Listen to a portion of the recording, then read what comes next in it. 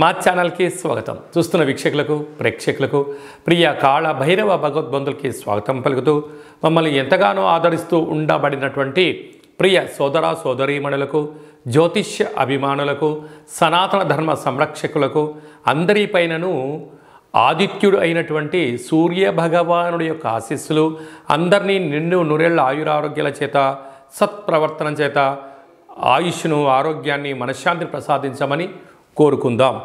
17/7/2024 నుండి 17/8/2024 వరకు ఏడాది తర్వాత కర్కాటక రాశిలో రవి భగవానుడు సంచారం చేయడం జరుగుతుంది.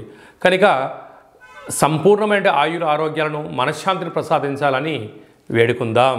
వృశ్చిక రాశి వారికి ఏడాది తర్వాత రవి భగవానుడు కర్కాటక రాశిలో సంచారం చేయడము, భాగ్యస్థానంలో మిత్రస్థానంలో సంచారం చేయడము, ఒకవైపు అర్ధాష్టమ శని కుంభరాశిలో శని భగవానుడు వక్రగతితో సంచారము చేయునప్పుడు భార్యాభర్తల మధ్య విభేదాలు తొలగిపోయి ఆప్యాయత, అనురాగం పెరిగి ఒకరి ఏదైనా చేస్తే మరొకరు ఇది మంచి చేశావు అని చెప్పి మంచి రోజులను గుర్తు తెచ్చుకొని ఆ ఆటంకాలను తొలగించుకొని వారికి వారే మంచి గైడెన్స్ లాగా ఉంటూ ఉన్నతమైనటువంటి మరో మైలురాయి దాటడం, బహుమతులు ఇచ్చి పుచ్చుకోవడం, విదేశాలకు వెళ్ళడం, ఆధ్యాత్మిక ప్రయాణాలు చేయడం, ధనం సంపాదించడం, పిల్లలకు స్థిరచరాస్తులు చూపించడం, విదేశాలలో ఉండబడిన వస్తువులను కొనుగోలు చేయడం, ఇంట్లో అలంకరణ వస్తువులు, భార్య పైన భర్త, భర్త పైన భార్య ప్రేమానురాగాలుగా జీవితాన్ని పొందడం, స్థిరాస్తులు, చరాస్తుల వారి సొంతం,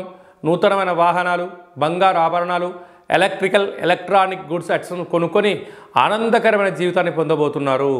కాకపోతే వీలైనంత వరకు ధనం వృధా చేసుకోవద్దు, సమయాన్ని వృధా చేయొద్దు. ధనం అనేటువంటిది ఉండడం వలన రాబోయే కాలంలో అక్కర ఆపద వచ్చినప్పుడు ఈ ధనమే మనకు అమృతంలా ఉపయోగపడుతుందని చెప్పి గమనించాలి.